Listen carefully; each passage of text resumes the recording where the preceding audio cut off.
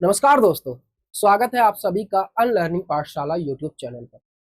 दोस्तों, सामने लिखा हुआ है वेटिंग लिस्ट, और वेटिंग लिस्ट को लेकर आप हमेशा परेशान रहते हैं। वैसे तो मैं सोच रहा था कि वेटिंग लिस्ट को लेकर सारे डाउट्स मैं 4 जून के बाद आपके क्लियर करूं, क्योंकि 4 जून को शिफ्ट 2 का पेपर हो जाएगा, आप फ्री हो जाओगे थोड़ा, अभी डिस्टर्बेंस ना हो, इसलिए मैं वीडियो नहीं बनाना चाहता था।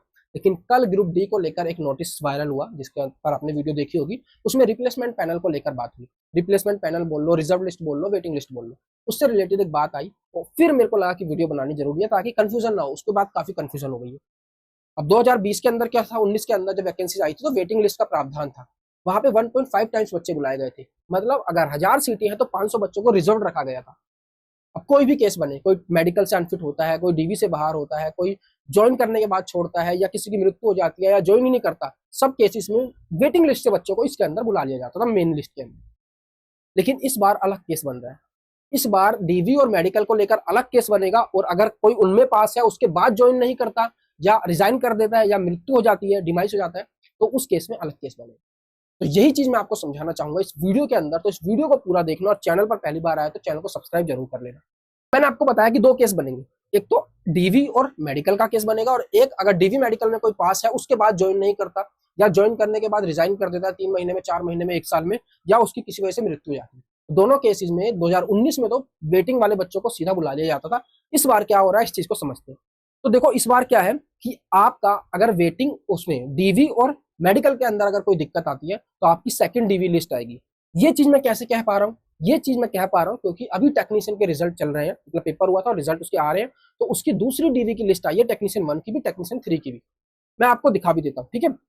अभी दिखाता हूँ यहाँ पे। तो उसकी दूसरी डीवी लिस्ट आई है, मतलब कोई बच्चा अगर उसके अंदर मेडिकल से बाहर हो रहा है, या डीवी में दिक्कत हो रही है, तो उसकी जगह दूसरे बच्चों को बुलाया जा रहा है। ठीक है, मतलब कट ऑफ भी थोड़ी सी कम हो रही होगी। अभी सारी चीजें दिखाऊंगा, और बाकी जो दूसरा केस बना उसके बारे में भी बात करेंगे। अब देखो, मैं गोरखपुर का एग्जांपल लेके चलूंगा। गोरखपुर के अंदर क्या है, टेक्नीशियन 1 की बात करूंगा सिर्फ। टेक्नीशियन 1 के अंदर ये सारे के सारे टेक्नीशियन 3 की बात हो रही है। टेक्नीशियन 1 की अगर मैं बात करूं तो टोटल कितनी वैकेंसी है? 59 वैकेंसी है। ठीक है, 59 वैकेंसी टेक्नीशियन 1 की। तो जो डीवी के लिए फाइनल रिजल्ट आया, उसके बाद जो डीवी के लिए बच्चों को बुलाया गया, तो 59 बच्चों को ही बुलाया गया। आप यहाँ पे देख सकते हैं, डीवी राउंड 1 है। ठीक है, राउंड 1 का मतलब 15 अप्रैल और 16 अप्रैल को डीवी हुआ था, जिनका 59 बच्चों का टेक्नीशियन 1 के लिए सिलेक्शन हुआ। आप गिन सकते हो यहाँ पे 12 बच्चे, 12 बच्चे, 16 बच्चे और 19 बच्चे, टोटल करोगे 59 आ जाएगा। अलग अलग डेट्स पे था, इसलिए अलग अलग यहाँ पे जो है टेबल बनाई हुई। तो जितनी वैकेंसीज थी उतने ही बच्चों को यहाँ पे डीवी के लिए कॉल किया गया। अब सबसे बड़ा डाउट तो ये था माइंड के अंदर कि जितने बच्चों को बुलाया जा रहा है, ये बच्चे मेरे से बहुत पूछते हैं कि जितने बच्चों को वैकेंसी है उतने ही बच्चों को बुलाया जा रहा है, तो जो फेल होंगे डीवी के अंदर मेडिकल में, उसकी जगह क्या होगा? वेटिंग लिस्ट निकाली जाएगी, नहीं निकाली जाएगी? वेटिंग बच्चों को रिजर्व रखा जाएगा या नहीं रखा जाएगा? ये डाउट आपका हमेशा शुरू से रहा है, जब से नोटिफिकेशन आया है। तो अब वो डाउट क्लियर हो जाएगा। देखो, ये क्या कर रहे हैं, 59 बच्चे इन्होंने बुलाए। अब ऑब्वियस सी बात है, इसके अंदर सारे बच्चे तो पास होंगे नहीं, कुछ बच्चे फेल भी होंगे। तो इन्होंने इन 59 बच्चों का डीवी कराया, मेडिकल कराया। उसके बाद इन्होंने एक फाइनल रिजल्ट दिया। फाइनल रिजल्ट के अंदर इन्होंने सिर्फ 46 बच्चों का रिजल्ट दिया, 46 बच्चों का। ठीक है, अब ये 46 वो बच्चे थे जो मेडिकल भी फिट थे और जिनका डीवी में भी कोई प्रॉब्लम नहीं थी। तो इन 46 बच्चों का फाइनल रिजल्ट आ चुका है। इनका जो है अब सीधा लेटर आएगा और ये ज्वाइन करेंगे। अब बच गए कितने? टोटल 59 थे, हमारे पास कितने बच गए? 13 बच्चे। अब इन 13 बच्चों का क्या हुआ? ठीक है, तो ये 13 बच्चे वो थे जो किसी भी वजह से, देखो यहाँ पे लिखा हुआ है, there are some candidates having some shortcomings in their submitted documents. किसी के डॉक्यूमेंट्स में दिक्कत थी। ठीक है, कोई एजुकेशन क्वालिफिकेशन को पूरा नहीं कर रहा था, कोई टेक्निकल क्वालिफिकेशन को पूरा नहीं कर रहा था, किसी के बायोमेट्रिक में दिक्कत आ रही थी, कि कोई मेडिकल अनफिट था। तो ये सारी कैटेगरीज के बच्चे जो थे, जिनमें कोई भी प्रॉब्लम आई, वो इस लिस्ट में नहीं है। तो वो टोटल 13 बच्चे थे। अब उन 13 बच्चों का क्या हुआ उसको भी समझ लेते हैं। अब 13 में से कुछ बच्चे तो ऐसे होंगे जिनकी डॉक्यूमेंट में थोड़ी बहुत प्रॉब्लम होगी, और उनको ठीक कराने के लिए टाइम दे दिया होगा। जैसे मेरा केस में हुआ था, मेरे ओबीसी के सर्टिफिकेट है, मैंने आपको बताई हुई है चीज अच्छे से। आपको 10-15 दिन का टाइम दिया जाता है, ठीक है, ज्यादा भी दिया जा सकता है। और बाकी कुछ बच्चे फेल भी हुए होंगे, जिनको बिल्कुल बाहर कर दिया होगा, और कुछ बच्चों का कुछ टाइम दिया होगा। तो इसके बाद इन्होंने डीवी 2 निकाला है। ठीक है, मतलब राउंड 2, डीवी का राउंड 2 निकाला, और इसके अंदर टोटल 13 बच्चे बच गए थे, लेकिन सिर्फ 8 बच्चों को बुलाया। अब इससे हम क्या पता कर सकते हैं कि 8 बच्चे तो ऐसे थे जो बिल्कुल बाहर हो गए, जिनको कोई टाइम नहीं दिया गया दोबारा से ठीक करा के लाने का। 8 बच्चे, क्योंकि ये 8 रोल नंबर जो है, ये नए रोल नंबर आए हैं बिल्कुल, और इसकी वजह से कट ऑफ भी थोड़ी सी कम हुई होगी। 8 बच्चों में ये नहीं है 1-2 नंबर कम हो गई होगी, 0.1 0.2 ऐसे कम हुई होगी। ठीक है, 8 बच्चे उन्हें मिल गए होंगे, पर ये नए 8 बच्चे आए। ठीक है, बाकी 8 तो ये आ गया, टोटल 13 थे, वो बच गए कितने? 13 में से 8 गए तो 5 बच्चे। तो 5 बच्चों का रिजल्ट कहाँ गया? ये तो 8 ही बुलाया, 13 बुलाने चाहिए थे। 5 बच्चे ऐसे रहे होंगे जिनके डॉक्यूमेंट्स में कोई प्रॉब्लम हुई होगी या उनकी मेडिकल में कोई प्रॉब्लम हुई होगी, उनको समय दिया गया होगा उसको ठीक कराने का, इसलिए 5 बच्चों को होल्ड पे रखा गया होगा।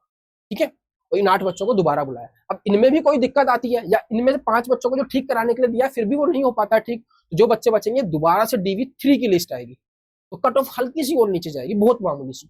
तो इस तरह से प्रोसेस चलेगा अगर आप DV और मेडिकल में फेल होते हैं। आपका DV2 होगा, DV3 होगा और बच्चों को बुलाते रहेंगे वो अपने अकॉर्डिंग, लेकिन कोई वेटिंग लिस्ट नहीं देंगे। ये नहीं बताएंगे कि हमारी कोई वेटिंग लिस्ट है, ये बच्चे रिजर्व में है, इनको हम कभी बुला सकते हैं, नहीं। वो जब उनको दिखेगा कि हाँ कमी हो रही है, मेडिकली अनफिट हो रहे हैं बच्चे या DV में दिक्कत हो रही है, तो वो अपने आप थोड़ी सी कट ऑफ को कम करके जितने बच्चे चाहिए होंगे बुला लेंगे। इस तरह से चलेगा। क्लियर हुआ? आई होप ये चीज अच्छे से क्लियर हो गई होगी आपको। आप देख सकते हो किसी भी जोन के अंदर आप रिजल्ट देखोगे, सबकी DV राउंड 2 की रिजल्ट मतलब लिस्ट आ रही है। ऐसी टेक्नीशियन 3 के अंदर देखोगे उसके अंदर भी आ रही है। तो आई होप आपको क्लियर हो गया होगा। इस केस के अंदर क्या होगा कि अगर आप DV में कोई दिक्कत आती है या मेडिकली अनफिट होते हैं तो क्या दिक्कत आती है, तो क्या होगा, उस केस में और बच्चों को बुलाया जाएगा। ठीक है, और देखो DV में अगर कोई फेल होता है तो 10-15 दिन का टाइम दिया जाता है, और टेक्निक उसमें मेडिकली कोई अनफिट होता है ना तो वहां पे 1 महीने का टाइम दिया जाता है। ये भी मैं आपको दिखा देता हूँ। देखो एक और यहाँ पे नोटिस है, ये देखो। ठीक है, ये यहाँ पर ग्रेड्स टेक्नीशियन 1 के लिए हमें मेडिकल स्टैंडर्ड B1 चाहिए होता है। ये अभी का नोटिस है, 15 मार्च को आया। इसके अंदर आप देखते हो सकते हो कि टेक्नीशियन 1 के अंदर एक बच्चे को अनफिट किया गया है, अनफिट फॉर B1। ठीक है, B1, बाकी में तो ये फिट है B2 में और उसके नीचे वाली जो कैटेगरी है, लेकिन हमें क्या चाहिए इसके अंदर B1, लेकिन B1 में ये अनफिट है टेक्नीशियन 1 में, इसको टेक्नीशियन 1 की पोस्ट नहीं मिलेगी। ये बच्चा तो बिल्कुल बाहर हो गया, लेकिन इसको पास 1 महीने का टाइम है। यहाँ पर सीधा लिखा हुआ है, इसको आप पढ़ोगे कि अगर कोई मेडिकल में अनफिट होता है तो उसके पास 1 महीने का टाइम होता है। वो ऐसे किसी जो स्पेशलिस्ट डॉक्टर है जिसको रेलवे के रूल्स पता है, रेलवे की मेडिकल कैटेगरी अच्छे से पता है, उनसे चेक करा सकता है। और उसको पहले पता होना चाहिए कि वो बाहर हो चुका है एक बार मेडिकल से, फिर वो उनसे अपना पूरा टेस्ट करा के अगर वहां से सही होता है तो वो दोबारा से इस चीज के लिए ऑब्जेक्शन कर सकता है और उसको पास कर सकते हैं। ठीक है, तो ये मैं आपकी नॉलेज के लिए बता दिया। इसके ऊपर डिटेल में बात करूंगा मैं 4 तारीख के बाद। और मेन था कि अगर आप DV में फेल हो रहे हैं या आप मेडिकली अनफिट हो रहे हैं तो आपको जो है और बच्चों को वहां पे बुलाया जाएगा। अब दूसरा केस जो हमारा नोटिस आया कल, इस केस में हमारा जो ग्रुप D के केस में नोटिस आया, ग्रुप D के केस में एक नोटिस कल आया, 23 तारीख को आया, और कल मैंने इसको यूट्यूब पे देखा। ये थोड़ा सा क्लियर नहीं होगा, इसको अच्छे से देख लेना क्योंकि स्क्रीनशॉट लेके मैंने यहाँ पे पेस्ट किया। यहाँ पर इन्होंने क्या बोला है कि जैसे 2019 में वेटिंग लिस्ट का प्रावधान था, रिप्लेसमेंट पैनल का प्रावधान था, इस बार ऐसा नहीं रहेगा। आगे की जितनी भी वैकेंसीज होंगी ग्रुप D के अंदर, इवन इन्होंने 2024 वाली वैकेंसीज जो थी उसके लिए भी इन्होंने बोला कोई रिप्लेसमेंट पैनल नहीं आएगा। ठीक है, लेकिन एक केस तो मैंने आपको बता दिया कि अगर DV में फेल हुए, मेडिकली अनफिट हुए, उस केस में तो DV का राउंड 2 चलेगा, DV का राउंड 3 चलेगा। लेकिन अगर कोई DV में भी पास है और मेडिकली भी फिट है, उसके बाद अगर वो ज्वाइन नहीं करता है तब क्या होगा। 2019 में तो वेटिंग लिस्ट थी, वहां से बच्चों को डाल दिया सीधा अंदर। कोई 6 महीने बाद भी छोड़ रहा है जॉब को तो वेटिंग लिस्ट से उठा के डाल दिया वहां पे, 1 साल बाद भी छोड़ रहा है तो वेटिंग लिस्ट से उठा के डाल दिया। लेकिन इस बार क्या होगा, इस बार इन्होंने सीधा सीधा बोला है यहाँ पर कि अगर कोई नॉन ज्वाइनिंग है, मतलब पूरा पढ़ नहीं रहा हूँ इसको, आप पढ़ सकते हो उसको पोस्ट करके स्क्रीनशॉट लेके, कोई नॉन ज्वाइनिंग कैंडिडेट है, मतलब जिसने ज्वाइन नहीं किया, DV में भी फिट है और मेडिकल भी फिट है, लेकिन फाइनल उसने ज्वाइन नहीं किया, या ज्वाइन करने के बाद 1 साल के अंदर, 5 महीने के बाद, 6 महीने के बाद उसका कहीं अच्छी जगह हो जाता है तो वो रिजाइन कर देता है, या उसकी मृत्यु हो जाती है। ये 3 केस अगर होते हैं तो उस केस में क्या होगा, सीधा मेंशन है यहाँ पे। उस केस के अंदर इन्होंने सीधा सीधा लिखा हुआ है कि वो जो रिक्रूटमेंट है वो अगले साल की रिक्रूटमेंट में चली जाएगी, वो वैकेंसीज जो है तो नेक्स्ट ईयर रिक्रूटमेंट आएगा उसके अंदर चली जाएगी। और इन्होंने बोला है कि लेवल 1 का जो है एनुअली वो रिक्रूटमेंट करेंगे। अब लेवल 1 का करेंगे तो सब वैकेंसीज का करेंगे, चाहे JEE हो चाहे NTPC हो, सबका एनुअली रिक्रूटमेंट होगा। इस चीज को ये बार बार मेंशन करते हैं और अश्विनी वैष्णव जी ने भी बोला है कि एनुअल रिक्रूटमेंट वो करेंगे। अब एनुअल रिक्रूटमेंट करेंगे तो इसलिए वो वेटिंग लिस्ट का प्रावधान जो है बिल्कुल हटा ही दे रहे हैं कि जो सीटें खाली होंगी वो अगली वैकेंसीज में डाल देंगे, अगली रिक्रूटमेंट में। अगली रिक्रूटमेंट से पहले जितनी भी सीटें खाली होंगी उन सारी सीटों को अगली रिक्रूटमेंट में डाल देंगे। यहाँ पर किसी और बच्चों को नहीं बुलाएंगे। यहाँ पर ऐसा नहीं है कि जो नीचे के बच्चे थे उनको बुला लिया जाएगा, दोबारा से DV मेडिकल करा लिया जाएगा, नहीं। DV मेडिकल सिर्फ उन्हीं का कराया जाएगा और बच्चे बुला के राउंड 2 राउंड 3 में जो DV और मेडिकल में फेल होंगे।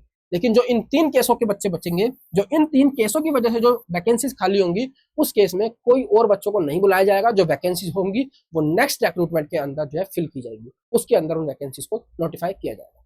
आई होप ये डाउट आपके सारे क्लियर हो गए होंगे। ये अभी सिर्फ यहाँ पे लेवल 1 के लिए इन्होंने मेंशन किया है, और इसके लिए किया है तो ये सारी वैकेंसीज के लिए आ ही जाएगा, चाहे वो JEE हो चाहे वो NTPC हो, सबके लिए वो चीज काम करेगी अगर इन्होंने लेवल 1 ग्रुप D के अंदर अभी ये चीज करी। तो इसका पूरी वीडियो का सार क्या है कि अगर 2 केस बनते हैं, अगर आप डीवी में कोई दिक्कत आती है या मेडिकली अनफिट हो, उस केस में आपको अगर बाहर कर दिया जाता है तो नीचे के बच्चों को बुलाया जाएगा, ठीक है। फिर दोबारा सीट कोई खाली होती है, कोई दिक्कत आती है और बच्चों को बुलाया जाएगा। लेकिन अगर वो डीवी में भी फिट होगा और मेडिकली भी फिट होगा, उस केस में वो ज्वाइन करेंगे, रेलवे को कर सकते हैं। मतलब अब वहां पर 3 केस बनेंगे। अगर वो ज्वाइन नहीं करते हैं, ज्वाइन करने के बाद छोड़ देते हैं या उनकी मृत्यु हो जाती है, तो उन 3 केस के अंदर वो वैकेंसी अगली बार जाएंगी। और इन 2 केस में पहले बार में फेल हो जाते हैं वो डीवी और मेडिकल में, तो नीचे के और बच्चों को बुलाया जाएगा उसी बार की रिक्रूटमेंट के अंदर वाले बच्चे जो है जिन्होंने वो पेपर दिया, उसी में से और बच्चों को बुलाया जाएगा। लेकिन इस केस में अगली वैकेंसीज को ट्रांसफर कर दिया जाएगा। तो आई होप ये वीडियो से आपके वेटिंग के सारे डाउट्स क्लियर हो गए होंगे। और फिर भी आपका कोई डाउट है तो आप मेरे को maths by Ravi sir Instagram पे मैसेज कर सकते हैं, मैं आपका रिप्लाई करूंगा। और अगर वीडियो अच्छी लगी तो वीडियो को लाइक करना, चैनल को सब्सक्राइब करना। इसी तरह की और इन्फॉर्मेटिव वीडियोस में आपके लिए लेकर आता रहूंगा। और जो शिफ्ट 2 के बच्चे हैं वो अपनी तैयारी को अच्छे से करो। 10 दिन बचे हैं आपके पास, इस टाइम सब कुछ भूल जाओ, बस अपनी पढ़ाई करो, रिवीजन करो अच्छे से, और जितना भी पढ़ा है उसको बिल्कुल टिप्स पे कर लो, अच्छे से पढ़ाई करो उसको, ठीक है। मिलता हूँ अगली वीडियो में। धन्यवाद दोस्तों, जय हिंद।